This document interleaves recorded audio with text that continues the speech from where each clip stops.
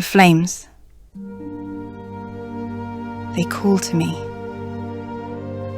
A familiar embrace. A final release. I've always known I was meant for something more. Something significant. A purpose woven into the very fabric of my being. Even as a child, playing amongst the fragrant blossoms and vibrant butterflies of Naath, I felt it, a quiet hum beneath my skin, a whisper in the wind, a promise of a destiny yet to unfold. Miss Sunday, my dearest friend, my twin sister. I can still feel the warm sands between my toes, hear the whispers of the trees as Miss Sunday and I raced to the shore. We were inseparable then, two halves of the same soul, dreaming of the world beyond our island's edge. But the world came to us in chains. I still remember the slavers' ships, their black sails against a turquoise sky. They descended upon us like a storm, tore us from our home, from each other, sold us like cattle in a distant market. She to Astapor, I to Mantaris, that cursed city of monsters, where shadows feast on innocence and whispers of sorcery coil through the air. My master, a creature of unspeakable cruelty. He saw me as nothing more than a plaything, a vessel for his twisted desires. Each day was a descent into darkness. I prayed for death, for oblivion, for the sweet release of nothingness. Then came the flames, the chaos, the uprising, a riot of blood and fire. Zoros. He emerged from the inferno like an avenging angel, his red robes billowing around him, his eyes burning with the fire of R'hllor. He saved me. He said the Lord of Light had a purpose for me, that I had a destiny. He took me in, taught me the ways of R'hllor, showed me the power of the flames, the whispers in the fire, and he spoke of prophecies, of Azor Ahai, the prince who was promised, reborn amidst salt and smoke to bring the dawn and vanquish the darkness. He told me tales of Daenerys Targaryen, the Dragon Queen, the breaker of chains, the one who would bring fire and blood to Westeros, the one the Red Priests believed would wield Lightbringer. And then, in that same breath, he told me of her friend, her closest confidant, Miss Sunday. I thought the world had forsaken me, had forsaken her. And in my moment of despair, the Lord of Light had answered my unspoken pleas. But he didn't just offer salvation. He had bound me to my sister once again. If not in life, then in purpose. From then on, I followed Zoros without hesitation, embracing his teachings with a fervour I had never known. I became a vessel for the sacred flame. Until that terrible day.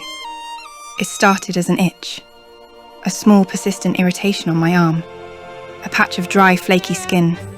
I dismissed it, but it spread, slowly, inexorably, like a creeping shadow. The scales, grey and cold, a mark of death upon my living flesh. Greyscale, a curse, a death sentence. As the scales spread, so did my doubts. I returned to Zoros, seeking answers, filled with rage and confusion. Had my faith been for nothing? Was the destiny I clung to merely an illusion? Miss Sunday, my other half, achieved her destiny by the Queen's side. And here I am, questioning mine, fearing it ends in ashes. But his silence was as cold as the stone creeping up my flesh. The Lord of Light works in mysterious ways, was all he could offer. Empty words to a dying soul. With dwindling hope, I journeyed to Old Valyria, to find solace in the presence of ancient magic, to seek answers amidst the ghosts of a fallen empire. Here, the air hangs heavy with the stench of decay. thick with the remnants of forgotten sorcery, echoes from a doomed civilization. I wandered among the ruins, the stone men oblivious to my presence, ignoring me as if they could smell what I had become, their vacant eyes reflecting back the fate that awaits me. Every day, I can feel pieces of myself slipping away, memories dissolving like mist. The thought of becoming one of them, a hollow shell lost to oblivion, is a terror I cannot bear. As I gazed at the horizon, watching my final sunrise, its beauty cut bittersweet, I felt nothing. Had the Lord of Light forsaken me? Perhaps my purpose had been fulfilled in ways I could not see. Or perhaps it was all a cruel jest by a god who revels in shadows.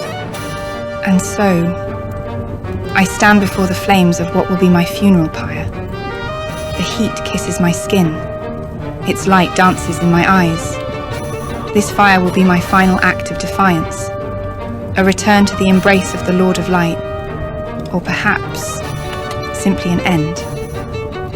I close my eyes, ready to step into the flames, to surrender myself completely to the only mercy I have left. The heat licks at my skin, and I take a final breath. Serene, child of the flames, hear my words. Your journey is not yet over. Look to the setting sun. The light will return. A fire will be rekindled. And you, Serene, you will be its herald. You will birth from the ashes, the bringer of the dawn.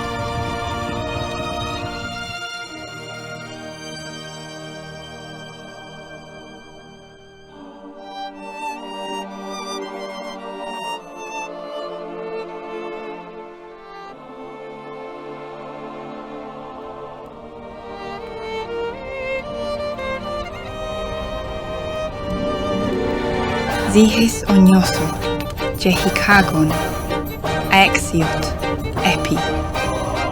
Segis hen sindroro hemagon. Zihis persis stepagon aexio onyohiorepi. Semorgultas lis helitsosikagon. Hen sindroro onyos. Hen yukir persis. Hen morgot, gleison. Hen sindroro onyos. Hen yukir persis. Hen morgot, gleison. Hen sindroro onyos. Hen yukir persis. Hen morgot gleison. Hen sindroro onyos. Hen yukir persis. Hen morgot gleison. Hen sindroro onyos. Hen yukir persis. Hen morgot gleison.